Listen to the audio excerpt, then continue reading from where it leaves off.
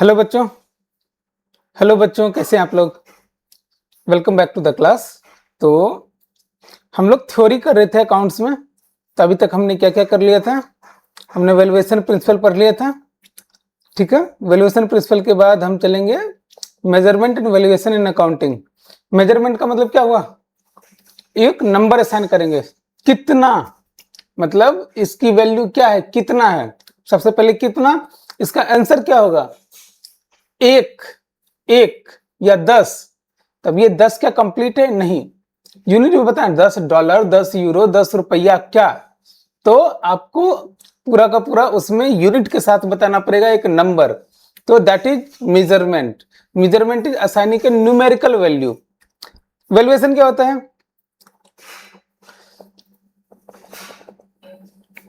जब आप मेजरमेंट करते हो तो कैसे करते होगे? अगर मैंने बोला आपको कि मुझे कॉस्ट या आप नेट रियलाइजेबल वैल्यू निकालना है, तो कैसे निकालते हो? आप अपना कुछ डिसाइडिंग फैक्टर निकालने के बाद आप एक न्यूमेरिकल वैल्यू उसको असाइन करते हो कि now this is the value.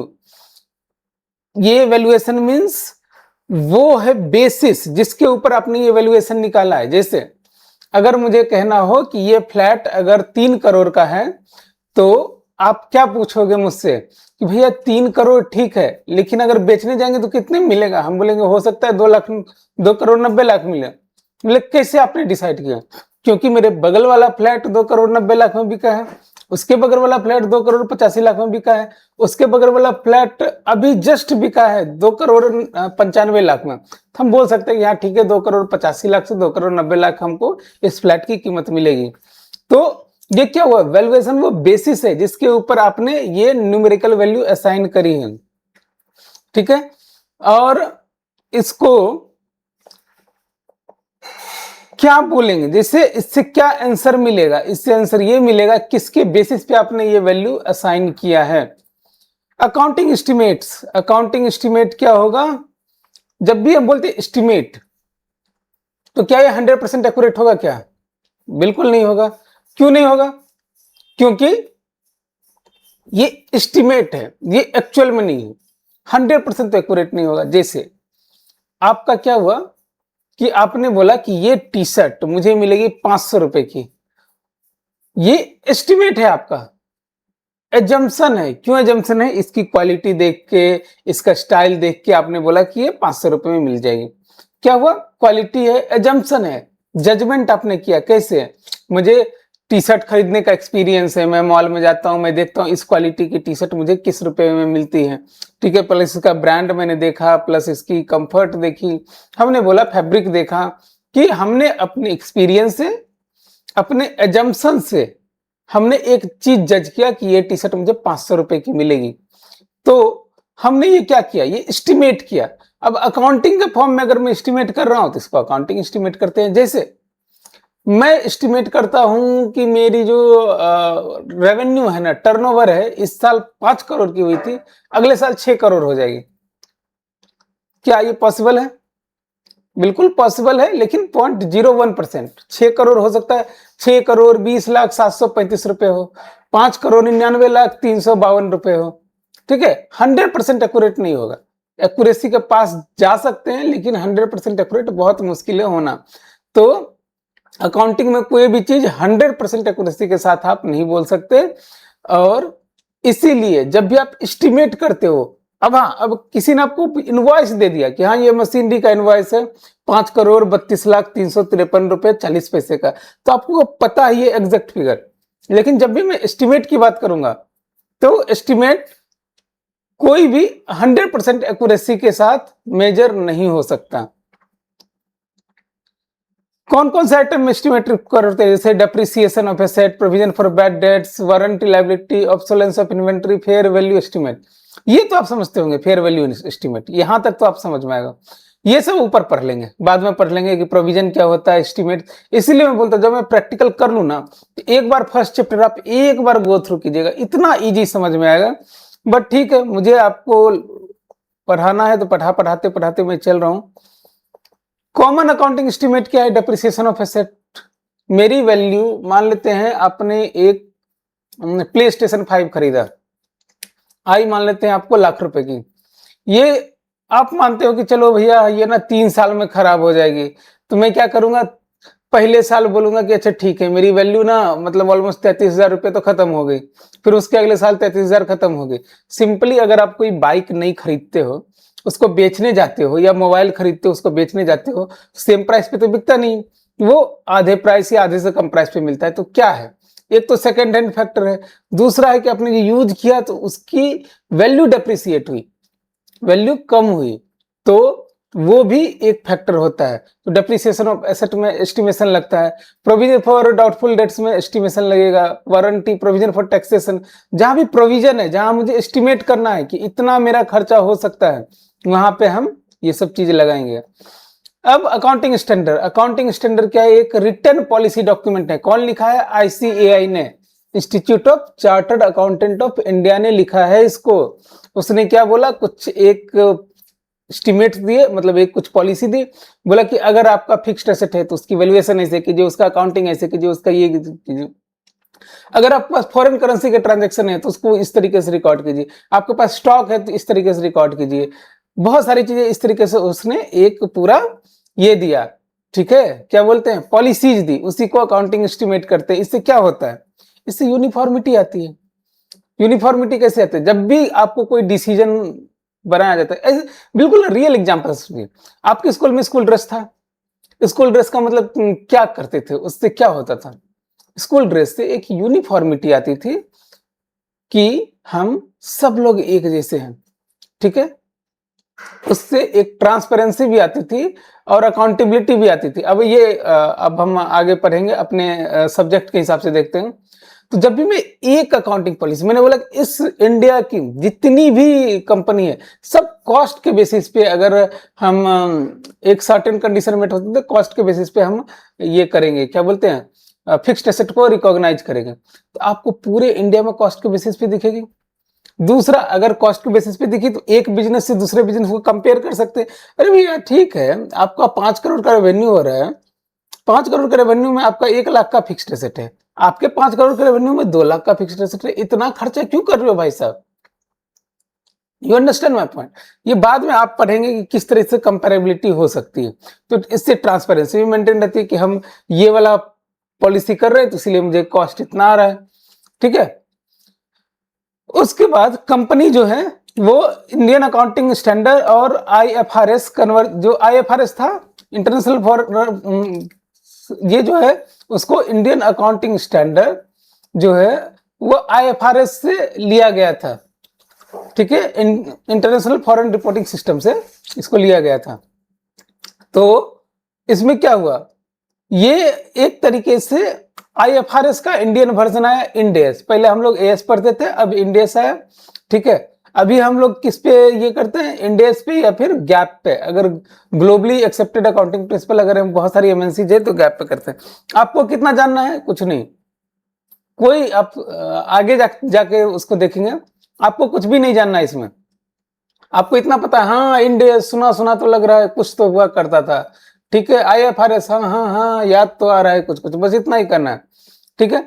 अब उसका क्या बेनिफिट है, यूनिफॉर्म इन अकाउंटिंग प्रैक्टिस, अभी तो ऊपर पढ़ा था ना, रियलाइबिलिटी और फाइनेंशियल स्टेटमेंट। रियलाइबिलिटी मतलब कि आप उस फाइनेंशियल जो स्टेटमेंट बनाए ना उस पर रिलाई कर सकते हो क्या ये सही है। क्यों, सपोज कीजिए मेरी एक जमीन थी, मेरा कोई काम नहीं है दुनिया जहान में, एकदम बिल्कुल कोई काम नहीं करता, मैं एक लैंड लिया हूं, उसको कॉस्ट के बेसिस पे रिकॉग्नाइज किया था। पहले साल मैंने उसकी वैल्यू दिखा दी, मान लेते हैं 1 लाख का लैंड था, उसकी वैल्यू दिखा दी 1,50,000 और 50,000 का प्रॉफिट मैंने दिखा दिया, ये देखो प्रॉफिट। फिर अगले साल उसी लैंड का वैल्यू मैंने दिखा दिया 2 लाख, फिर 50,000 का अगले साल प्रॉफिट दिया, फिर उसी लैंड की वैल्यू 3 लाख, फिर 1 लाख की प्रॉफिट मैंने दिखा दी। मैं कर कुछ नहीं रहा हूं, लेकिन मैं प्रॉफिट हर एक साल दिखाए जा रहा हूं। तो क्या इसको आप मानोगे? बोला नहीं नहीं, ये तो रिलायबल नहीं है, जब काम कर नहीं रहा है एक्चुअल तो प्रॉफिट कैसे हुआ? तो रिलायबिलिटी ऑफ फाइनेंशियल स्टेटमेंट के लिए भी ये जरूरी है। और स्टेक होल्डर, ऑफकोर्स जो स्टेक होल्डर है उसको इन्फॉर्मेशन जाती है तो उनको प्रोटेक्शन होती है और ट्रू एंड फेयर व्यू देता है। बताओ भैया बेनिफिट क्या है अकाउंटिंग, वही सबसे uniformity, comparability, reliability, better decision making, global integration अगर आईएफआरएस और गैप के साथ करें तो, और compliance with law, law comply कर। आप देखो यार, जो ऊपर आप पढ़े थे उसी सबका रिपीटेशन किसी न किसी फॉर्म में आपको। लिमिटेशन ऑफ अकाउंटिंग स्टैंडर्ड, ये कभी कभी रिजिड हो जाता है। हाँ भाई, जहां पर रूल है वहां रिजिड तो होंगे ना। मैंने बोला कि मेरे स्कूल का ड्रेस ये है, तब बोलोगे सर सैटरडे को भी स्टाइल मारने नहीं दे, नहीं ये पहन के आओ, सम टाइम रिजिड हो जाता है। इसको इंप्लीमेंट करने में हाई कॉस्ट लगेगा, क्यों? क्योंकि टाई वाले मुंशी चाहिए, सीएस चाहिए, सीए चाहिए, तो कॉस्टिंग हाई लगेगी। उसके बाद ये लोकल लॉज और जो ग्लोबल स्टैंडर्ड है, इस दोनों में डिफरेंस हो सकता है ना कहीं पे। ऐसा समझिए, हुंडी आप कहीं सुनिए, हुंडी, हुंडी मतलब एक हुंडी लेवा ऊन है, जो बिहार में बोलते हैं वो नहीं। Hundi is a form of like cheque. Okay, hundi के ट्रांजेक्शन चलते हैं बिहार के गांव में, अभी भी जाएंगे हुंडी का ट्रांजेक्शन चलेंगे। या बहुत सारे जो इंडिया के बहुत सारे जो लोकल विलेज है वहां हुंडी के ट्रांजेक्शन चलते हैं। ठीक है, अब उसको ग्लोबल हम अगर हुंडी क्या होता है ना, मान लो तो पैसे दिए उसने, ऐसे में हुंडी को कैसे समझाओ? अच्छा ऐसे समझिए, हुंडी छोड़ दो, आप ऐसे समझ रहे हो ना कि जो लोकल जो लेंडर होते हैं, जो महाजन जिसको बोलते हैं, महाजन से पैसे लेके आप काम करते हो, महाजन कितने परसेंट पे चार्ज करता है? महाजन बोलता है कि हम लेंगे 2% महीना, कितना हुआ? 24% का इंटरेस्ट रेट हुआ, ठीक है, या 3% महीना, 36% का इंटरेस्ट रेट हुआ। But in our global standard ना, ये बोलते हैं कि चलो एक मान लेते हैं कि 22% से ज्यादा का आप इंटरेस्ट नहीं ले सकते, तो ये कॉन्फ्लिक्ट ऑफ इंटरेस्ट होगा ना, कॉन्फ्लिक्ट क्रिएट होगा। तो इस तरीके से कहीं कहीं पे लोकल लॉ और ग्लोबल स्टैंडर्ड में आपका डिफरेंस क्रिएट होता है। और एक ये ना मैनेजमेंट प्रोफेशनल जजमेंट को रिड्यूस करता है। कैसे रिड्यूस करता है? क्योंकि ये हम टू मच रिलायंस करते हैं अकाउंटिंग स्टैंडर्ड पे। सपोज कीजिए मैंने बोला कि अकाउंटिंग स्टैंडर्ड बोलती है कि स्टॉक को कॉस्ट पे लेके जाना है। अब स्टॉक आपका गोल्ड है, आज गोल्ड का प्राइस 3 गुना हो गया, आप चाहते हुए भी उसको 3 गुना नहीं दिखा सकते। ठीक है, मैनेजमेंट बोल रही कि यार 3 गुना हो गया गोल्ड का कॉस्ट, लेकिन आप उसको नहीं दिखा सकते। ठीक है, तो इसलिए too much reliance professional judgement को इफेक्ट करेगी। कैसे फॉर्मुलेट होती है? आईसीआई छोड़ो, ये आईसीआई इसको बनाती है, उसके बाद स्टडी ग्रुप बनता है, उसके बाद ड्राफ्ट बनता है, उसके बाद पब्लिक फीडबैक लेते हैं, उसके बाद accounting standard board of ICI उसको सजेशन, उसका जितने सजेशन है सबको इनकॉर्पोरेट करती है, और काउंसिल ऑफ आईसीआई इसको ये क्या बोलते हैं, अप्रूव करती है और उसको भेजती है नेशनल फाइनेंशियल रिपोर्टिंग अथॉरिटी। ये नया खुला है जो सारे टाई वाले मुंशी जी पे नजर रखता है, और उसके बाद इम्प्लीमेंटेशन हो जाता है। तो कैसे होगा किसी भी चीज का? अब भी जब सीएस बन जाओगे ना, तो सीएस इंस्टीट्यूट से जो भी कुछ निकलेगा ना, उसके लिए सबसे पहले आइडिया आएगा, आइडिया के बाद एक स्टडी ग्रुप होने के बाद फिर आपको ड्राफ्ट दिया जाएगा वेबसाइट पे कि आप ड्राफ्ट पे जाकर कमेंट कीजिए। आप लोग जाकर ड्राफ्ट पे कमेंट करोगे और फीडबैक दोगे, उसका ना एक कंसोलिडेटेड वर्जन वो क्या करेंगे, वो एक बनाएंगे, बनाने के बाद फिर उसको पब्लिश करेंगे। वही काम आईसीआई भी करती है। आइडेंटिफिकेशन ऑफ द एरिया, फिर स्टडी ग्रुप बनाया, फिर ड्राफ्ट बनाया, फिर ड्राफ्ट पर पब्लिक का फीडबैक लिया, फिर जो पब्लिक के फीडबैक को इनकॉर्पोरेट किया, उसके बाद अप्रूवल के लिए भेजा और इम्प्लीमेंट कराया। अब ये जो है, ये भाई साहब ये रट लो, AS1 disclosure of accounting policy, AS2 valuation of inventory, 3 cash flow statement, ये जो है जो टोटल 28 AS थे, AS29 एक बीच में नहीं है, वो आप इसको याद कर सकते हैं। इसी तरीके से इंड AS की ये सारी चीजें, मेरा ज्यादा मानना है कि आप इंड AS रटो, AS तो पुरानी हो गई, ठीक है, चीजें वही है लेकिन नए कवर में है। ये रट लीजिएगा कि कैसे कैसे कहाँ कहाँ पे कौन कौन से इंडेस में क्या क्या चीज बोल रही है। इंपॉर्टेंट इंडेस, इंपॉर्टेंट इंडेस मुझे बोलोगे कि भैया बताओ इंपॉर्टेंट क्या क्या है? Inventory, cash flow, accounting policy change, foreign exchange, AS21, 23, 24, AS24 related party, ठीक है। उसके बाद ये 29, 32, 33, 34, 36, 37 ये, ठीक है, 38, ठीक है, 38 के बाद 101, उसके बाद आपको ये सब इंपॉर्टेंट है, इसको आपको याद रखना है, ठीक है। उसके बाद ये 109, 110, फिर 113, 14, एक रेवेन्यू का भी होता है कहीं पे, हाँ 115 AS15, ये रेवेन्यू, A16 लीज। यहां तक आपको कुछ कुछ चीजें आपको याद रख लेनी है, ठीक है। इसको याद नहीं करना, आपको क्या करना, एक बार इसको ना एक पेपर में लिख लेना या प्रिंट आउट लेना, रोज सुबह उठ के एक बार पढ़ लेना, फिर छोड़ देना, फिर अगले सुबह फिर एक बार पढ़ लेना, फिर छोड़ देना। 5-7 दिन ऐसे करना है, उसके बाद फिर आपको उसको वहीं पे छोड़ देना है। फिर आप याद करने की कोशिश करो, अच्छा इंडेक्स 101 ऐसे करके आप याद करने की कोशिश करो, फिर नहीं वो फिर देख लिया, ठीक है। इसमें कुछ आपको बहुत ज्यादा ये चेक करने की जरूरत नहीं है, ठीक है। ये हो गई आपकी लेसन राउंड अप। चलो टेस्ट करो।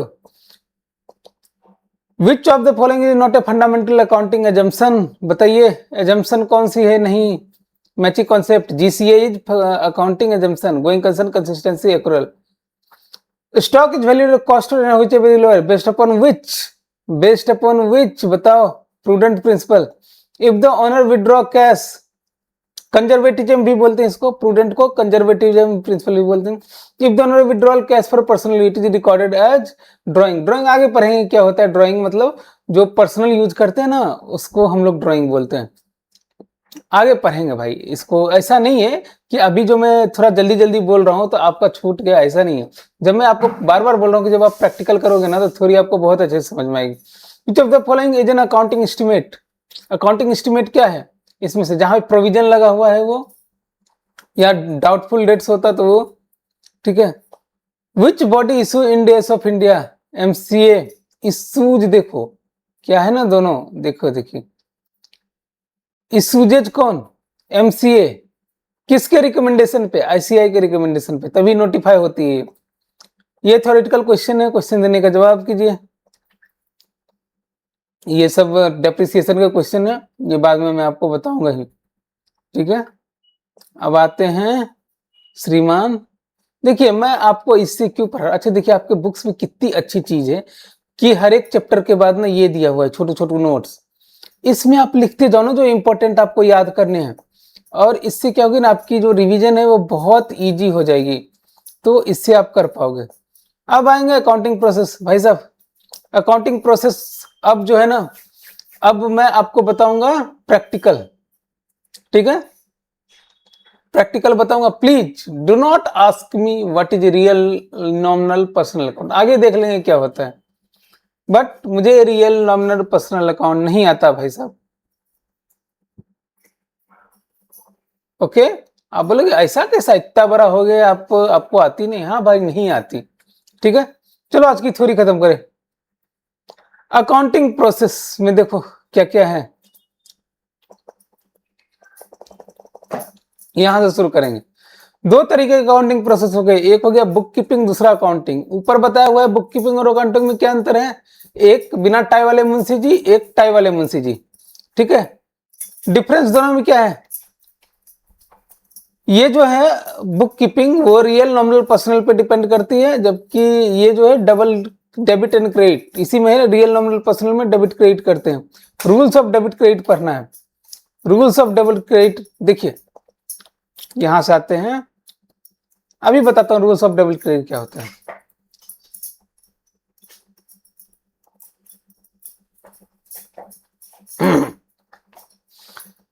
देखिए ये सारे ना कुछ बुक्स के नाम हैं, मैंने आपको क्या बताया था, journal, ledger, trial balance is preliminary, उसके बाद ट्रायल बैलेंस के बाद क्या होता है, PL, balance sheet, cash flow.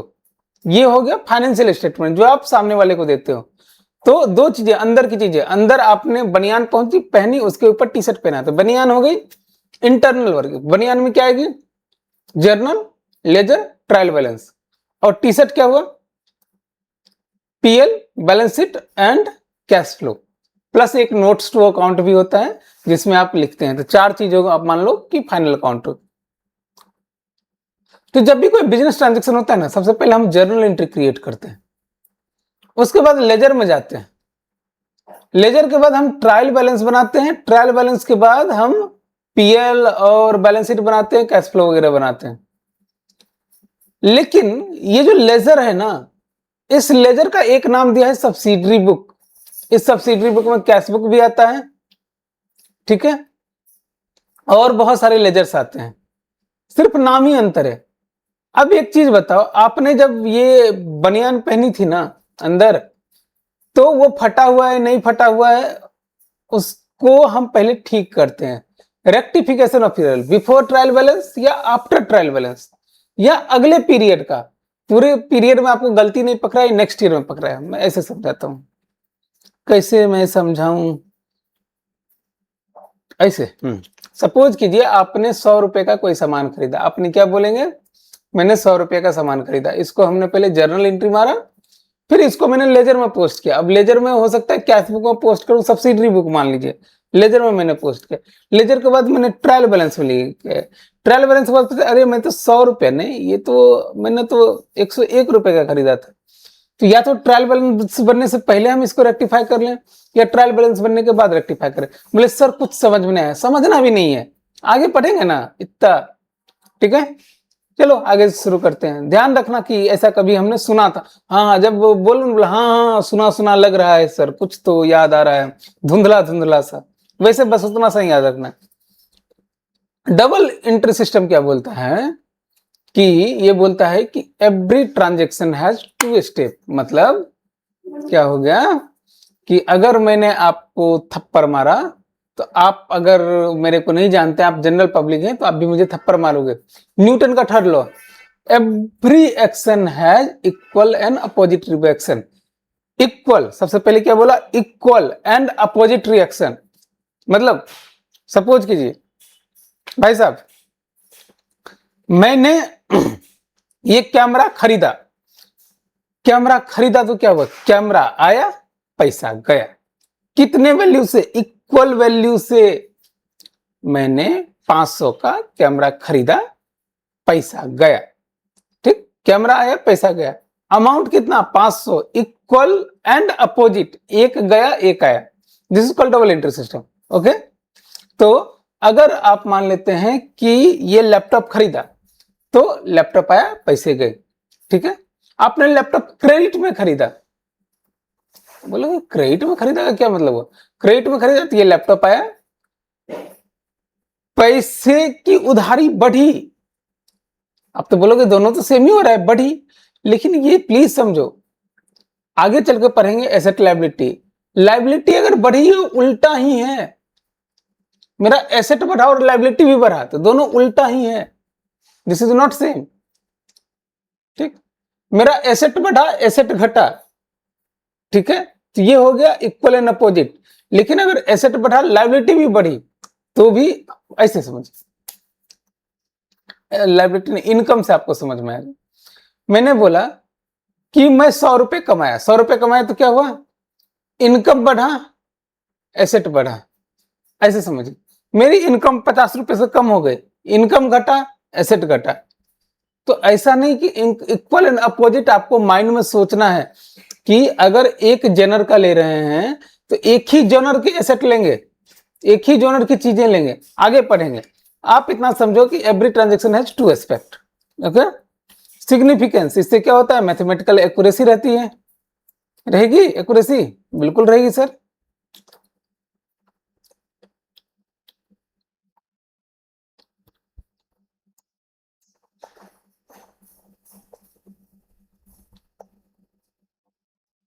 ठीक है, मैथमेटिकल एक्यूरेसी रहती है, कंप्लीट इंफॉर्मेशन देते हैं। ये सब आगे जब हम करेंगे तो facilitation of preparation of trial PL and balance sheet, और यूनिवर्सली एक्सेप्टेड है, इसलिए ये चलता है, ठीक है।